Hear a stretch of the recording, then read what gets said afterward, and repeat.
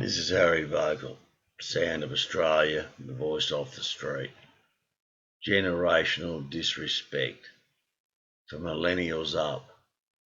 You hear them in the street saying that you're a dinosaur and you're out of touch, but they forget that we paid the rent and forged the freedom they have.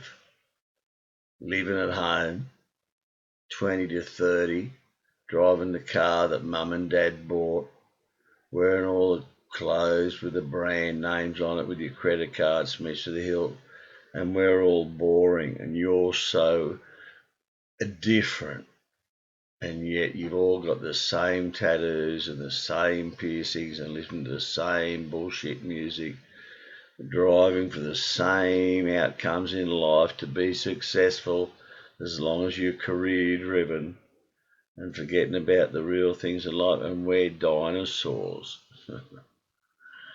Millennials. This is Harry Vogel.